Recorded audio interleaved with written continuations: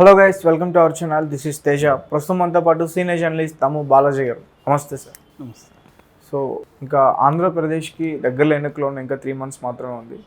And చాలా సర్వేలు వింటున్నాం. అండ్ రీసెంట్గా టైమ్స్నో పత్రిక ఒక సర్వే అయితే ఇచ్చింది.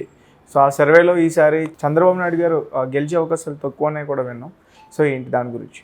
యాక్చువల్గా మనం మొన్న తెలంగాణ ఎన్నికలు అయినాయి. తెలంగాణ ఎన్నికలు అయ్యేంత వరకు కూడా అనేక సర్వేలు వచ్చాయి. ఆ సర్వేలు కూడా మోస్ట్లీ కన్ఫ్యూజింగ్గా ఉన్నాయి. బిగినింగ్లో కొన్నేమో కాంగ్రెస్ వస్తుందని, కొన్నేమో టీఆర్ఎస్ వస్తుందని, తర్వాత కొన్ని హంగ్ వస్తాయని, ఇలాగ ప్రీ పోల్ సర్వేలు చూసాం. ఓన్లీ ఎగ్జిట్ పోల్ సర్వేలు మాత్రమే కాంగ్రెస్కి వస్తుందని ఎక్కువ సర్వేలు చెప్పాయి. 1-2 సర్వేలు మాత్రమే బీఆర్ఎస్ అని చెప్పాయి. సో ఎప్పుడైనా కూడా ఎగ్జిట్ పోల్ సర్వేలు కొంత వాస్తవానికి దగ్గరగా ఉండే అవకాశం ఉంది. అవి కూడా పొరపాటు అయిన సందర్భాలు చాలా ఉన్నాయి, కానీ కొంతవరకే ఎగ్జిట్ పోల్ సర్వేలు.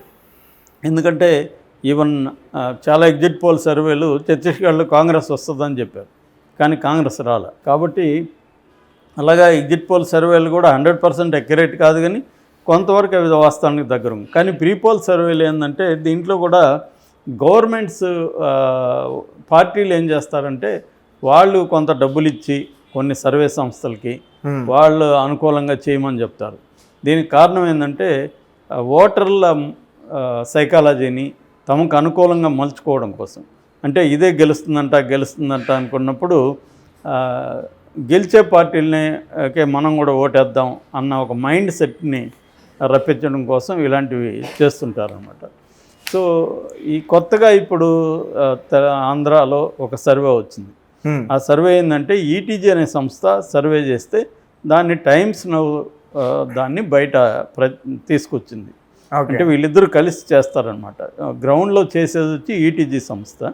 సో ఈ సర్వే ఏంటంటే ఇది అసెంబ్లీ ఎన్నికలకు సంబంధించిన సర్వే కాదు, అది ఇంపార్టెంట్.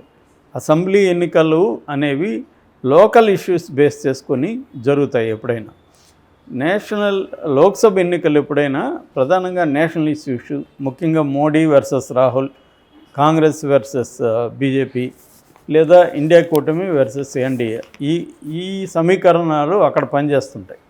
సో ఇది లోక్సభకు సంబంధించిన సర్వేలు దేశవ్యాప్తంగా చేశారు వాళ్ళు. అందులో భాగంగా ఆంధ్రప్రదేశ్, తెలంగాణ కూడా చేశారు. ఆంధ్రప్రదేశ్లో వాళ్ళ సర్వే ఏం చెప్తుందంటే వైసీపీకి 24 నుంచి 25 సీట్లు. ఆంధ్రప్రదేశ్లో లోక్సభ సీట్లు 25 ఉన్నాయి. అందులో 24 నుంచి 25 అంటే ఆల్మోస్ట్ అన్ని లోక్సభ స్థానాలు వైసీపీకి వస్తుంది అనేది వాళ్ళు చెప్తున్నారు. ఇక ఓట్ల షేర్ తీసుకున్నప్పుడు 50% ఓట్ల షేరు, అంటే లాస్ట్ 2019 కంటే ఈసారి ఓట్ల షేరు ఎక్కువ వస్తుంది అనేది ప్రెడిక్ట్ చేశారు. ఇక తెలుగుదేశానికి తీసుకున్నప్పుడు 0 నుంచి 1 వస్తుంది తెలుగుదేశానికి.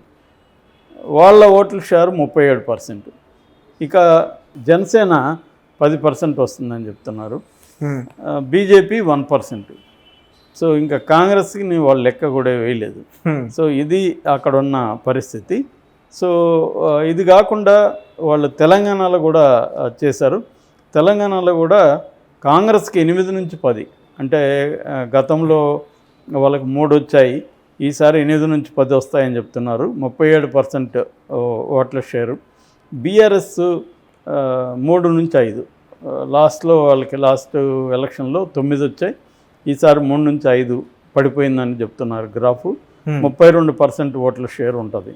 ఇక బీజేపీ లాస్ట్ 2019లో వాళ్ళకి 4 వచ్చాయి, ఈసారి కూడా 3 నుంచి 5 అదే దగ్గరగా వచ్చే అవకాశం ఉంది. 24% ఓట్ల షేరు. ఇది వాళ్ళు చెప్పింది తెలంగాణలో.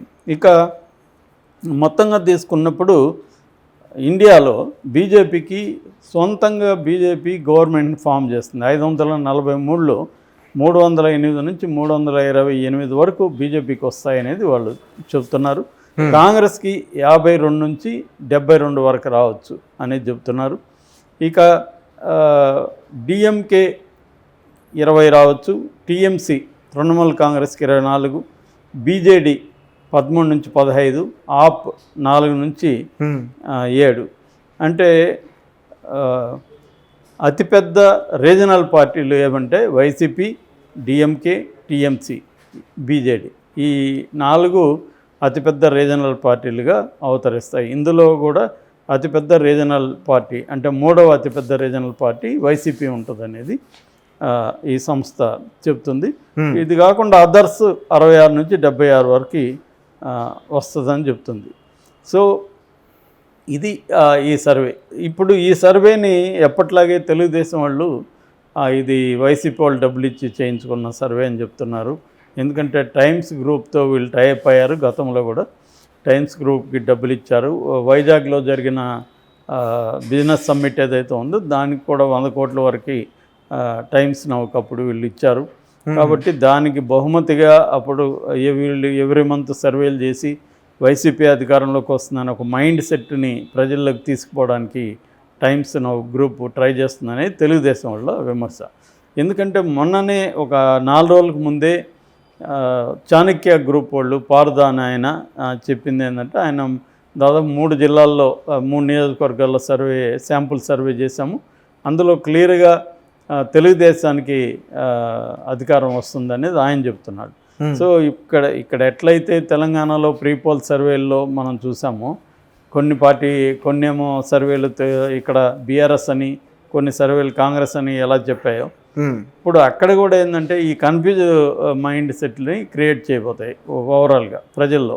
అంటే కొన్ని ఏం చెప్పబోతాయి అంటే క్లియర్గా వైసీపీ వస్తుందని, కొన్నేమో తెలుగుదేశం జనసేన కూటమి వస్తుందని ఇలా చెప్తున్నారు. ఏదేమైనా ఈ ఎన్నికల ప్రభావం అక్కడ కూడా పడినట్టుగా మనం అర్థం చేసుకోవచ్చు. ఇక్కడ 10 ఏళ్ళు బీఆర్ఎస్ పరిపాలించిన తర్వాత యాంటీ ఇన్కంబెన్స్ అనేది ఇక్కడ బలంగా పనిచేసింది. ఓట్ల షేర్లో పెద్ద తేడా లేదు, కానీ సీట్లు మాత్రం 39కి పడిపోయింది బీఆర్ఎస్కి. సో ఆ రకంగా తీసుకున్నప్పుడు క్లియర్ మ్యాండేట్ అయితే కాంగ్రెస్కి ఇచ్చారు. మరీ పెద్ద మెజార్టీ లేకపోయినా, నామినల్ మెజార్టీ అయినా కూడా క్లియర్గా ఉంది. హంగ్ అయితే ఇవ్వలేదు ఇక్కడ. సో దీనికి ఇప్పుడు అక్కడ విశ్లేషించుకుంటున్నారు కారణాలు ఏంటి అనేది. అంటే కాంగ్రెస్ రావడానికి కారణాలు ఏంటి, బీఆర్ఎస్ ఓడిపోవడానికి కారణాలు ఏంటి. సో ప్రధానంగా వైసీపీ బీఆర్ఎస్ ఓడిపోవడానికి కారణాలు ఏంటి, మనకేమైనా సిమిలారిటీస్ ఉన్నాయా అనేది వైసీపీ చూస్తుంది. అందులో వాళ్ళకి ప్రధానంగా అర్థమైన విషయం ఏంటంటే, ఇక్కడ సిట్టింగ్ ఎమ్మెల్యేలకి మళ్ళీ టికెట్లు ఇవ్వడం అనేది ప్రధానంగా కేసీఆర్ చేసిన తప్పిదంగా చెప్తున్నారు. ఎందుకంటే కేసీఆర్ అనేక సర్వేలు కూడా అంతర్గత సర్వేలు చేయించుకున్నాడు. ఆ సర్వేల్లో కూడా సిట్టింగ్ ఎమ్మెల్యేలు 30 మంది కంటే ఎక్కువ గెలవరు అని కొన్ని సర్వేలు చెప్పినప్పటికి కూడా ఆయన ధైర్యం చేయలేకపోయారు. ఒకటి ఎందుకంటే వీళ్ళంతా రెబల్గా మారి గందరగోళం క్రియేట్ అవుతుంది అనేది ఒకటి అనుకున్నారు. రెండోది వాళ్ళని చూసి కాదు ఓట్లేసేది, కేసీఆర్ని చూసి ఓట్లేస్తారనేది కూడా ఆయన నమ్మాడు. సో దానివల్ల ఆయన చాలా చోట్ల దెబ్బతిన్నాడు. కేసీఆర్ హవా ఉన్నప్పటికీ కూడా, కేసీఆర్ అంటే మంచి అభిప్రాయం ఉన్నప్పటికీ కూడా లోకల్ ఎమ్మెల్యే కూడా ఇంపార్టెంటు. సో లోకల్ ఎమ్మెల్యే పట్ల తీవ్ర వ్యతిరేకత ఉంటే కేసీఆర్ హవా అనేది పనిచేయదు. అందువల్ల దీన్నే అక్కడ కూడా అప్లై చేస్తే అక్కడ కూడా జగన్ వేవే ఉంటే జగన్ వేవే ఉంటుంది. లాస్ట్ 2019 ఎలక్షన్లో కూడా జగన్ వేవ్ వల్ల చాలామంది గెలిచారు.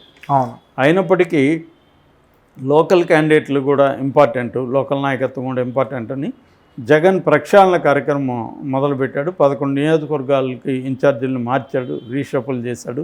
ఇంకా ఒక 28 వాటికి మారుపోతున్నారు అని చెప్తున్నారు. సో సజ్జల రామకృష్ణారెడ్డి కూడా ఇంకా ఉంటుందని చెప్పాడు. సో వాళ్ళు ఏంటంటే క్లియర్గా గతంలో కూడా ఇలాగా 2019లో కూడా ఇటువంటి ప్రయోగాలు చేశారు. వాళ్ళు చేసి సక్సెస్ అయ్యారు చాలా చోట్ల. సో దానివల్ల ఇప్పుడు చేస్తున్నారు. దీని మీద మళ్ళీ 2 పార్టీల మధ్య గొడవ జరుగుతుంది. పార్టీలని ఇక్కడ పనికిరానోడు పక్క నియోజకవర్గంలో ఎలా పనికి వస్తాడని వీళ్ళు అడుగుతున్నారు. అది మేము గతంలో కూడా సక్సెస్ అయ్యామని వాళ్ళు చెప్తున్నారు. గతంలో కూడా ఇలాగే నియోజకవర్గం మార్చడం, ఎమ్మెల్యేగా ఉంటే ఎంపీగా ఇవ్వడం, ఎంపీగా ఉంటే ఎమ్మెల్యేగా ఇవ్వడం, ఇలాంటివి మేము ట్రై చేసాము. గతంలో కూడా సక్సెస్ అయినాము, ఇప్పుడు కూడా అవుతామని కాన్ఫిడెంట్గా వైసీపీ చెప్తుంది. కానీ వీళ్ళేమో ఎగతాళి చేస్తున్నారు. అంటే భయం పట్టుకునింది తెలంగాణ ఎన్నికల తర్వాత, జగన్కి దిక్కుదోచక ఇష్టం వచ్చినట్టు మారుస్తున్నాడు, దీనివల్ల రెబల్స్ తయారవుతారు అన్న ఇది అక్కడ జరుగుతుంది. ఇంకోవైపు షర్మిల కాంగ్రెస్లోకి వెళ్ళిపోతుందని, షర్మిల పార్టీలో కూడా ఈ రెబల్స్ ఎవరైతే తీసేస్తున్నాడో జగన్ వీళ్ళందరూ అటు వెళ్ళిపోతున్నారు, ఫస్ట్ ఆర్కేనే వెళ్తున్నాడు అక్కడ ఆళ్ళ రామకృష్ణారెడ్డి అని కూడా ఒక టాక్ నడుస్తుంది. కిరణ్ కుమార్ రెడ్డి గారు కూడా మళ్ళీ షర్మిలతో పాటు ప్రయాణిస్తారని కూడా వస్తుంది. సో ఇది ఏం జరుగుతుంది అనేది అక్కడ మోర్ ఇంట్రెస్టింగ్గా ఉండే అవకాశం ఉంది ఎన్నికలు. Okay sir, thank you so much.